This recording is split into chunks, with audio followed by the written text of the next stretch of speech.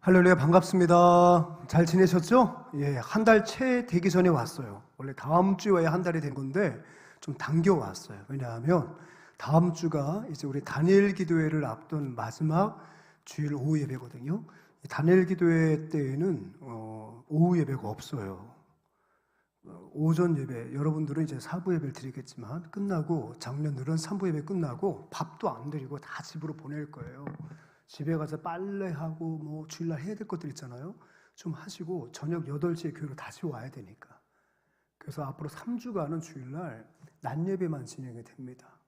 그래서 다음 주에는 제가 다니엘 기도에 대해서 특별 말씀을 좀 전하려고 김용찬 목사님하고 순서를 좀 바꾸자고 했더니 착해가지고 바꿔주더라고요. 예.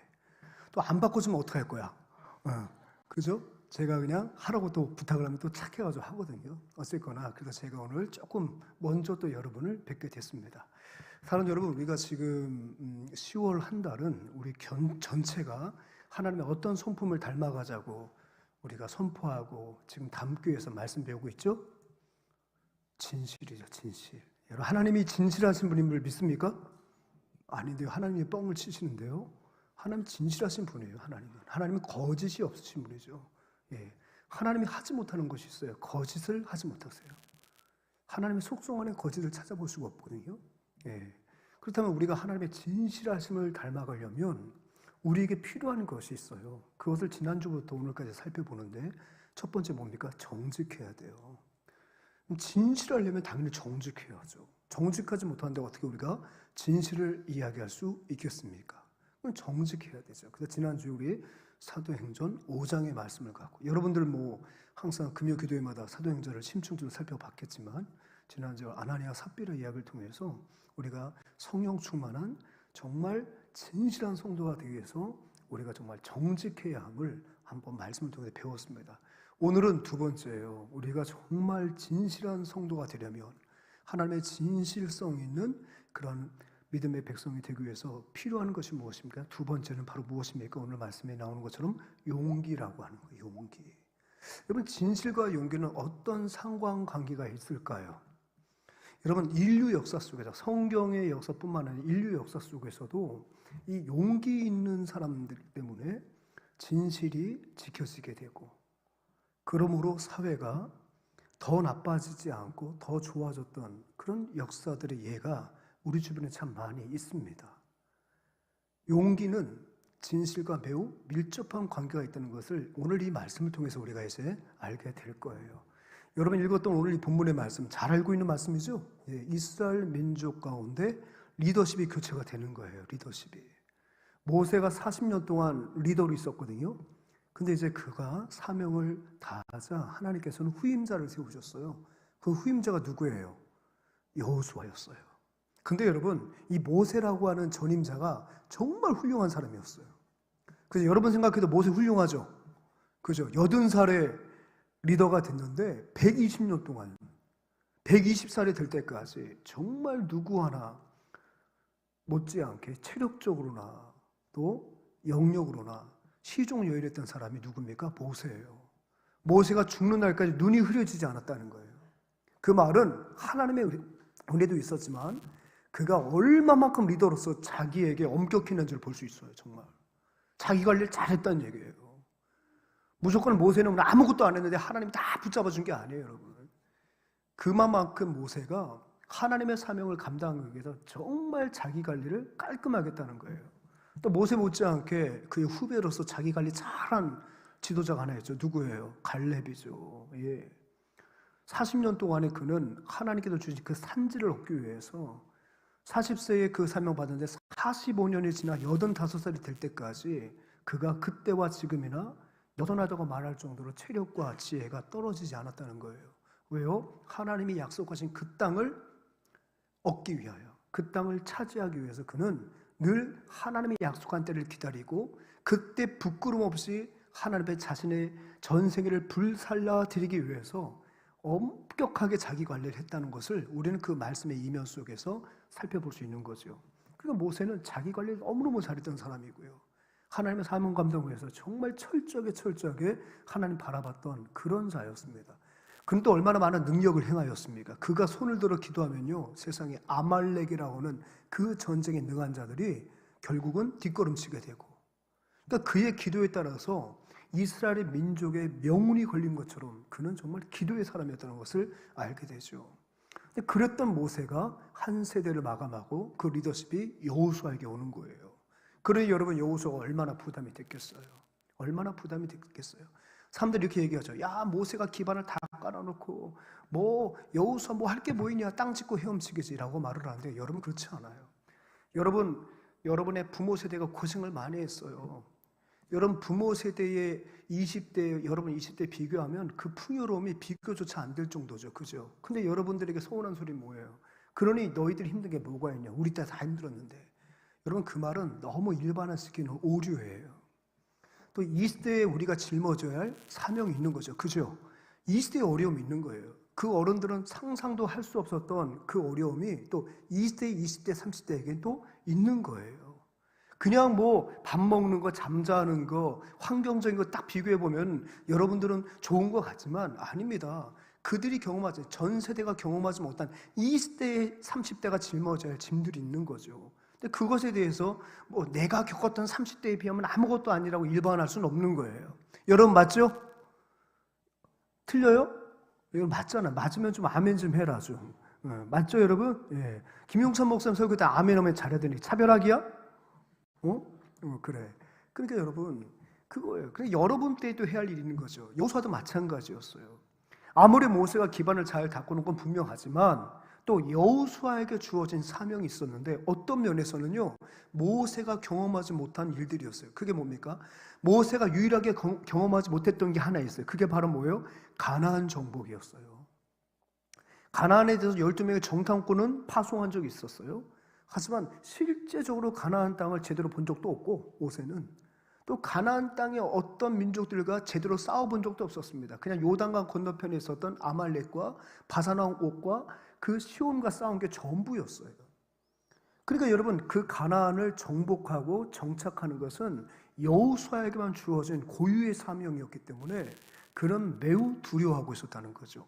그랬던 여호수아에게 하나님께서는 리더십을 주시면서 두려워하고 있는 여호수아에게 계속해서 강조하시는 말씀이 하나 있는데, 그게 6절부터 반복이 됩니다. 9절까지. 바로 무엇입니까? 강하고 담대하라는 얘기예요. 한마디로 하면 용기 내라는 얘기예요. 그러니까 하나님은 그 땅을 차지해야 할, 즉 하나님께서는 이스라엘 백성들에게 그 가나안 땅을 주시는 것이 하나님 편에서는 그것이 진리였어요. 아브라함과의 언약의 땅이었고요. 그 언약의 땅에서 주님은 우리를 영혼들을 구원하실 예수 그리스도를 태어나게 하셔야 되는 거죠. 그렇기 때문에 하나님께서는요 그 가나안 땅에 엄청난 의미를 부여하셨고, 그 땅의 거민을 정복할 것은 종말론적 의미가 있는 거죠. 앞으로 하나님의 백성들이 이 땅의 모든 종족들을 말씀으로 다스리고 그들이 하나님의 다스림을 받아야 함을 이들의 어떤 상징적인 가나안 정복 전쟁과 가나안 땅을 차지하는 일련의 역사 속에서 계시하고 계신 거예요. 그러니까 여러분 단순히 그 땅의 백성들을 정복하는 것이 한 역사에 이스라엘을 편애하시는 하나님의 어떤 역사적인 사건을 보시면 안 되고, 그것은 종말론적인 관점에서 하나님의 진리를 수행하는 과정이었다는 거예요. 자, 여기까지 잘 따라오고 계시죠? 아멘. 그렇기 때문에 여러분 그 진리를 따름에 있어서 우리에게는 진실성이 필요한데, 그 진실성을 위해서는 우리가 용기를 가져야 한다는 것을 말하고 있어요. 그렇다면 여러분 이 진실과 용기의 상관관계, 하나님은 이 용기를 가진 하나님, 용기를 갖고 정직하고 진실하게 살아가는 주의 백성들에게 어떤 은혜를 주신지 오늘 세 가지 살펴볼게요. 첫째, 용기는 진실을 지킨다는 거예요. 용기는 뭘 지킨다? 진실을 지킨다는 거예요. 용기가 없으면 여러분 진실을 지킬 수가 없어요. 여러분 뭐라고 해도 우리 대한민국은 그래도 민주화가 이제는 꼽히는 그런 곳이라고 해도 과언은 아닙니다. 근데 처음부터 그랬던 건 아니에요.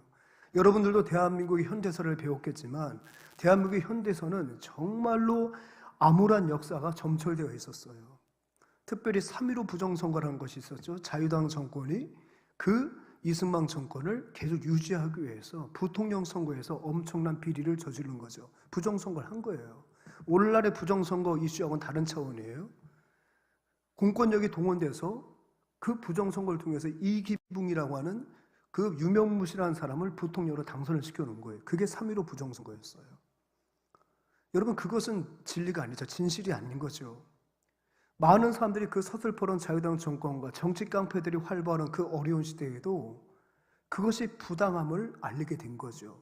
특별히 4.19 혁명이 일어나게 된 데에는 저기 마산의 한 고등학생, 김주열이라고 하는 그 고등학생이 그 3.15 부정선거가 정말 잘못되었음을 용기 내어서 시위 현장에서 외치다가 체류탄이 눈에 박혀도 죽었어요.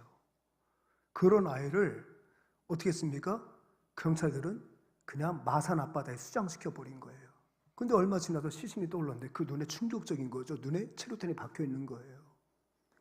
그동안 두려워서 부정선거인 줄 알면서도 그저 가만히 있었던 시민들이 그제서야 깨닫고 봉기하게 된 거죠. 그게 바로 무엇입니까? 4.19 혁명의 도화선이 된 거예요. 오랜 독재 정권이 마감이 되고 박정희가 10월 26일 날 결국 김재규에게 암살당하고 이제는 5.16 군사 쿠데타로 만들어진 그 군부 독재가 이제 종식이 되고 진정으로 이제 서울의 봄이 올 것이다 생각을 했었는데 또다시 군사 정권이 결국 정권을 강탈하는 일들이 일어났죠. 여러분 서울의 봄 봤잖아요. 그죠? 일어났죠. 여러분 그랬을 때도 어떻게 했습니까? 그것이 부당함을 한 도시의 시민들이 외치기 시작했어요. 결국 그 도시는 고립이 되고 대한민국의 사람들이 알지 못한 그런 상황에서 엄청난 핍박을 받게 되죠. 그게 바로 뭐예요? 5.18 광주 민주화 운동이죠. 결국 여러분 그것을 통해서 우리 대한민국의 민주주의는 여기까지 이렇게 된 거예요. 그럼 보세요. 용기 있는 사람들이 진정한 가치를 지킬 수 있는 거예요. 만약에 그것에 대해서 그들이 아무런 역할을 하지 않는다면 아무 일도 일어나지 않는 거죠. 욕심 있는 사람들 때문에 나라는 망할 수밖에 없는 거예요. 여러분 그 아퀴나스 아시죠? 토마스 아퀴나스, 그죠? 그의 대표적인 저서가 뭐죠? 신학대전이잖아요. 김용찬 목사님이나 저는 아퀴나스의 신학 사상에 동의할 수는 없어요. 그는 철저하게 아리스토텔레스의 철학에 영향을 받아서 모든 보편 계물이 각자에게 다 있다는 거죠. 그러니까 사실은 종교다원주의 시작은 아리스토텔레스의 신학으로부터 그 다음에 아퀴나스에 의해서 완성이 된 거예요. 그래서 카톨릭이 있잖아요. 카톨릭이 석탄일 때도 부처님 오심을 축복하고 이렇게 종교다원주의로 나아가는 데에는 최근 현상이 아니라 바로 아리스토텔레스의 신학과 철학과 그것을 신학으로 집대성한 아퀴나스의 신학이 만들어진 결과물이에요. 플라톤은요, 이론론이에요, 이론론. 근데 그에 상응하는 아리스토텔레스는 이원론이에요. 모든 보편 계물이 절대자에게 있는 것이 아니라 보편 계물이 다 있다는 거예요. 그러니까 너도 진리고 너도 진리라는 거예요. 이게 아퀴나스의 신학 사상이에요. 그러다 보니까 오늘날 카톨릭은 종교다원주의로 갈 수밖에 없는 그들의 신학 사상이에요. 그러니까 우리는 절대 거기에 동조할 수는 없는데 그가 세상을 바라보는 어떤 부분의 일반 은총 속에 해야는 우리가 한 번쯤은 생각해 볼 만하죠.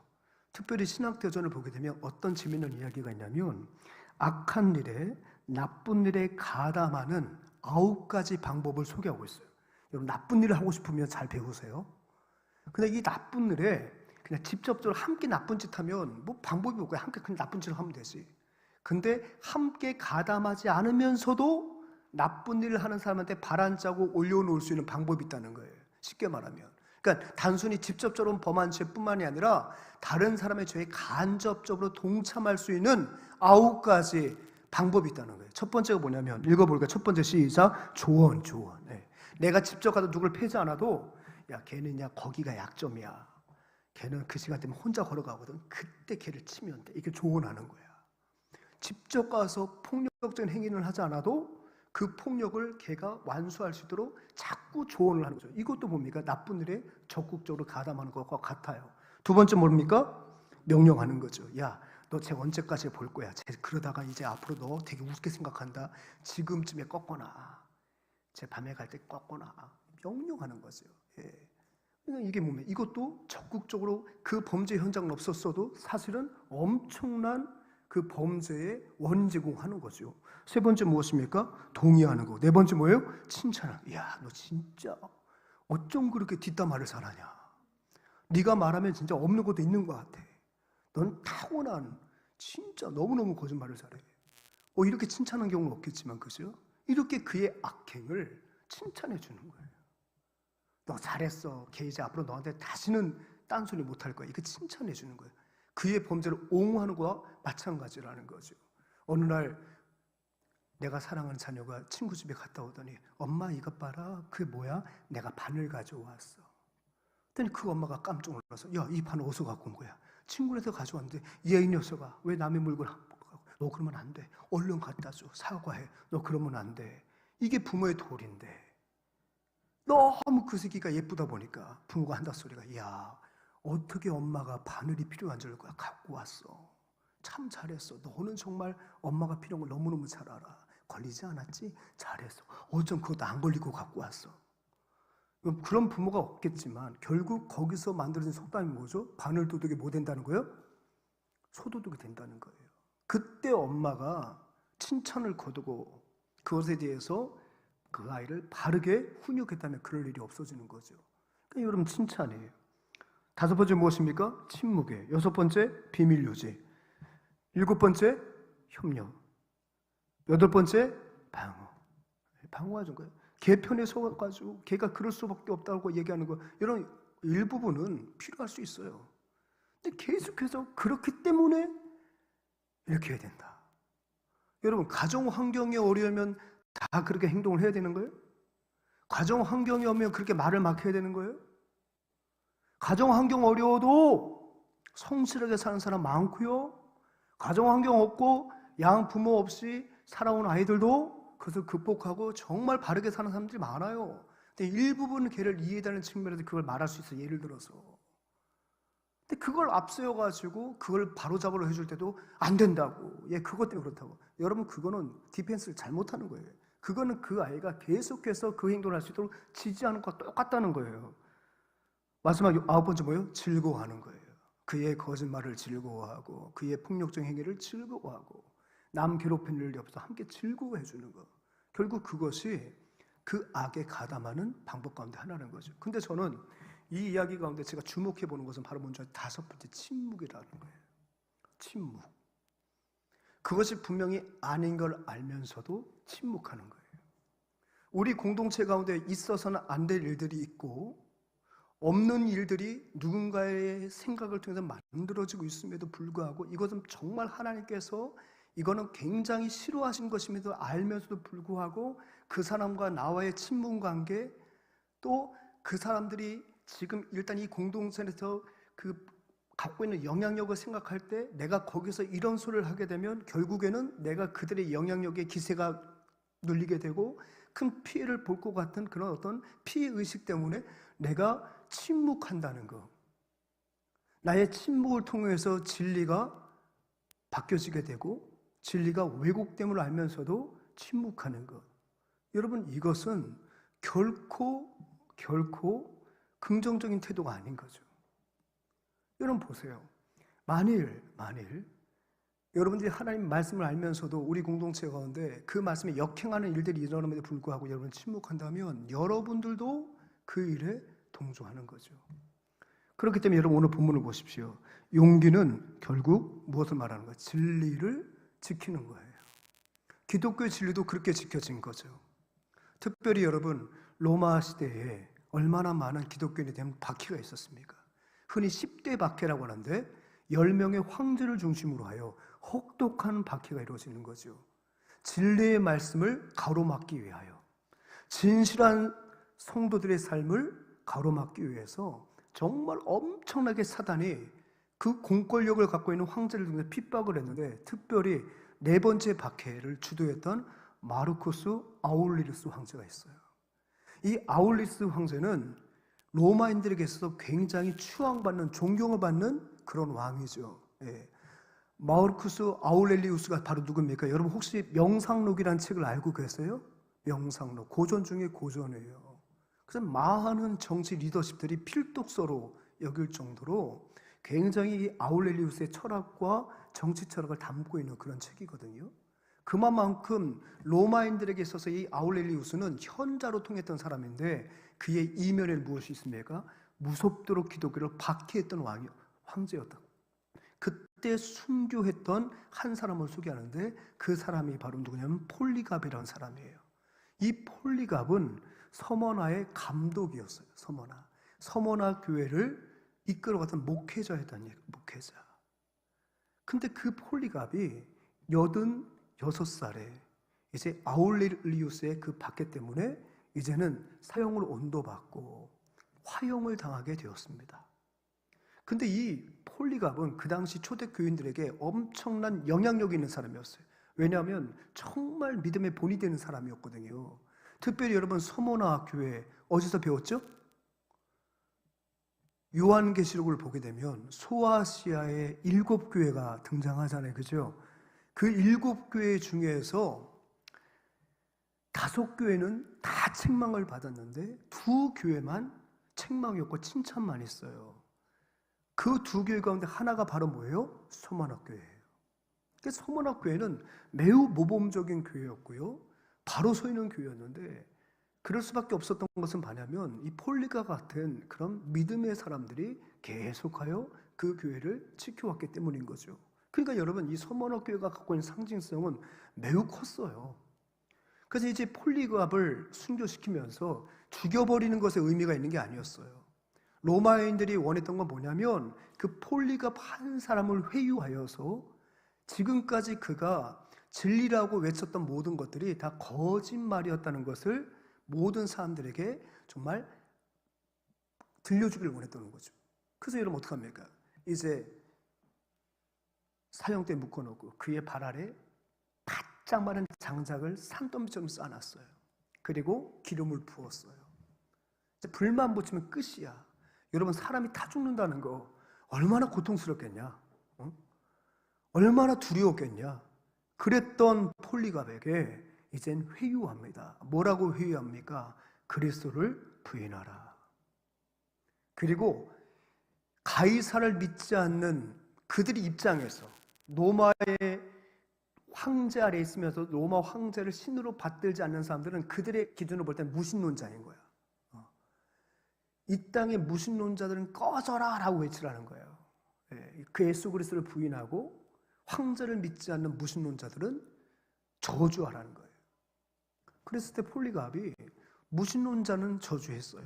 근데 폴리갑에 있어서 무신론자는 기준이 다르죠. 예수 그리스도가 없다 하는 자들에 대해서 예수 그리스도의 진리를 혹독하게 폄하하는 지금 자신을 고통 주고 있는 그런 자들을 향해서 선포한 거죠. 하지만 마지막에 그들이 기대했던 예수님에 대해서는 부인하지 않는 거죠. 그래서 뭐라고 얘기합니까?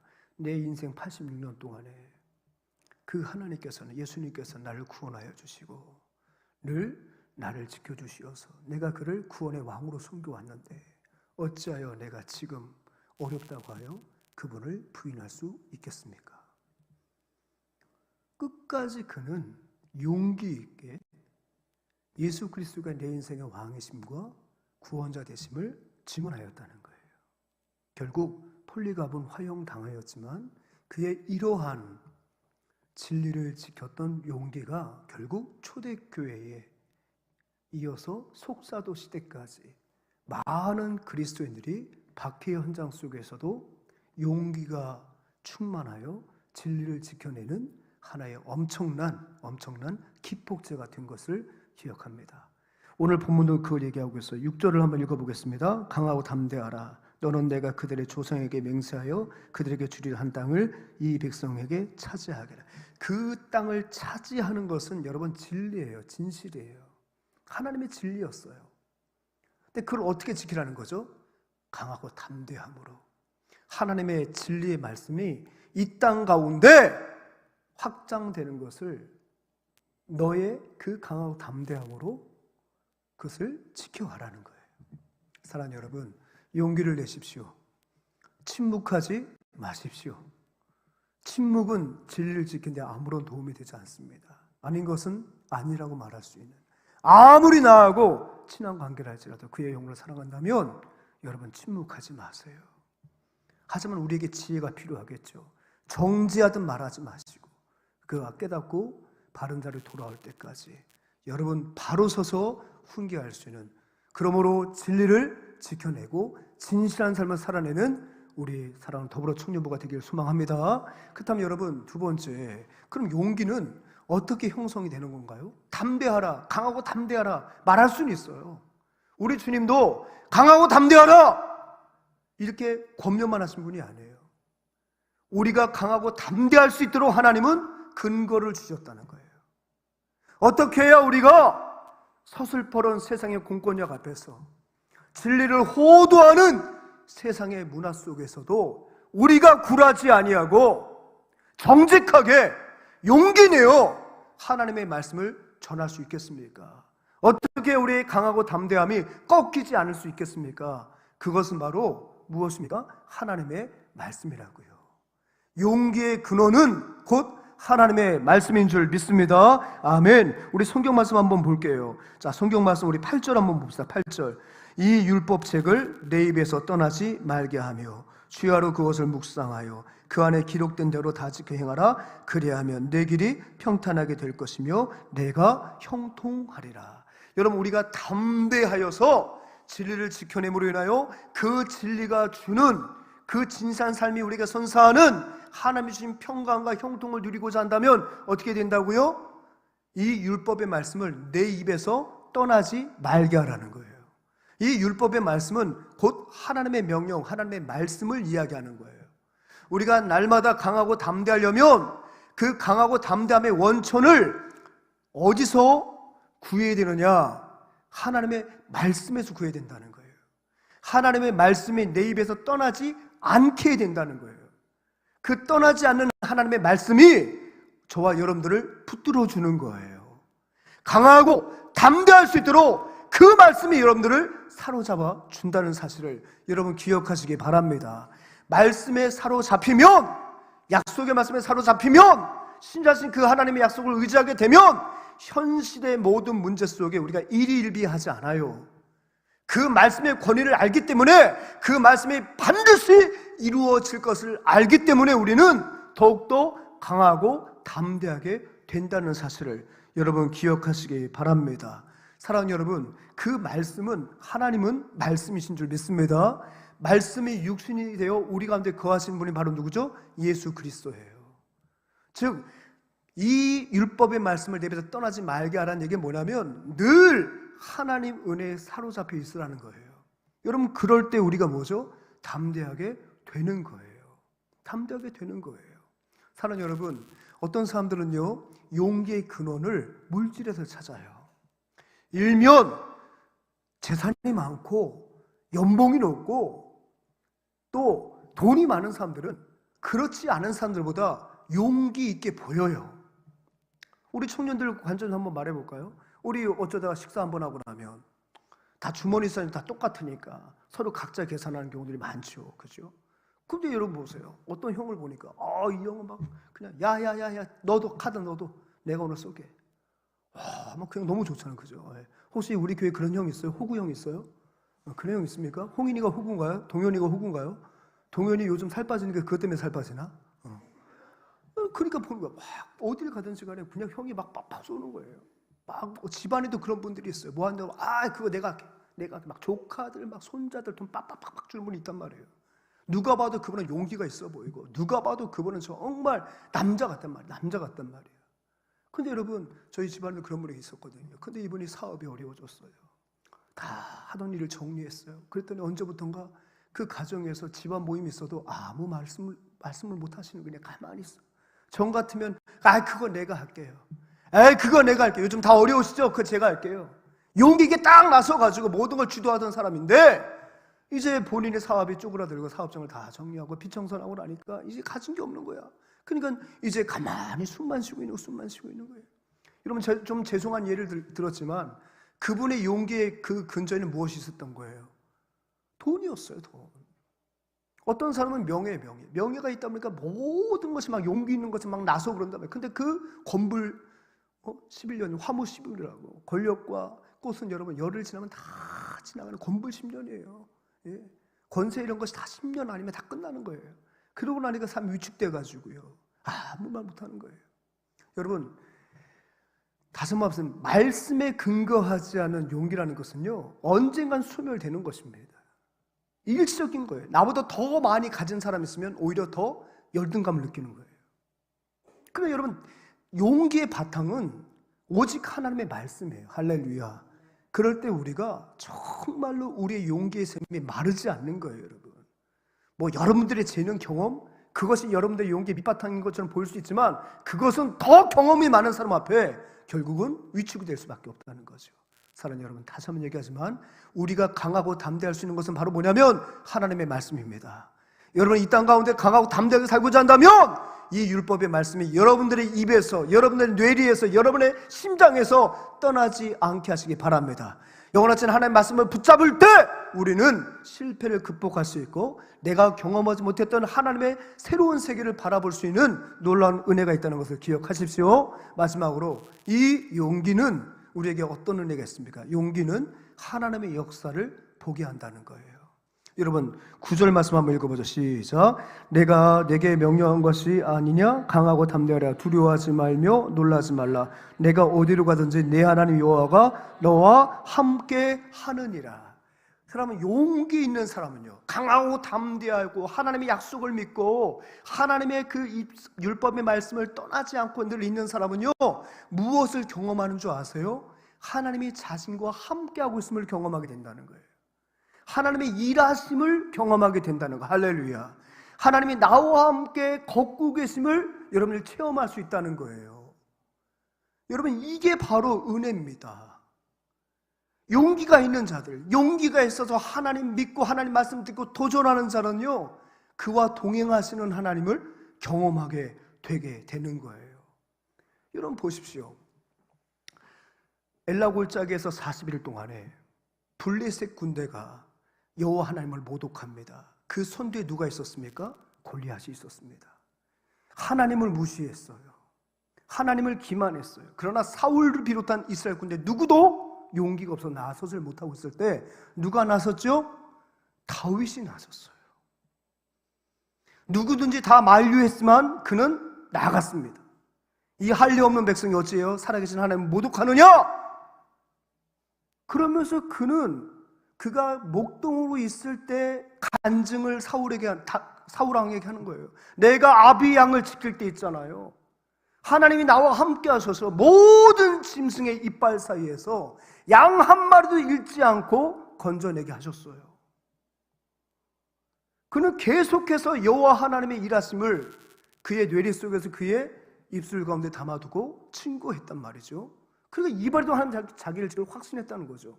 그래서 뭐라고 말합니까? 골리앗에게 너는 칼과 단총으로 나에게 나오지만 나는 내가 모독하는 만군의 주 여호와의 이름으로 내게 나아간다.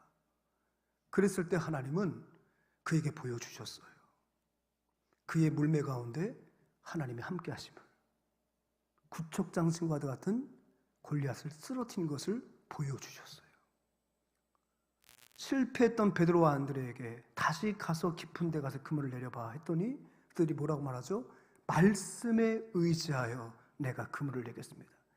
실패를 극복한 말씀에 의지한 용기를 가지고 또다시 나가서 그물을 던졌을 때 뭘 봤죠? 하나님의 일하심을 본 거예요. 사랑하는 여러분, 이 시대에 누가 하나님의 일하심을 볼까요? 용기 있는 자예요. 진리를 지키는 자예요. 용기로 침묵하지 않고 나아가는 자, 하나님의 율법의 말씀을 자신의 뇌리에서 떠나지 않게 하며 그 말씀의 요청대로 나아가는 자는 하나님이 그와 함께 하심을 경험하게 되고 하나님의 일하시는 믿음의 역사를 보게 된다는 것을 여러분 기억하시기 바랍니다. 그것이 바로 용기가 우리에게 주는 유익이라는 걸 기억하세요. 여러분, 진실하려면 강하고 담대하십시오. 그 용기가 진리를 지키도록 하나님이 역사하십니다.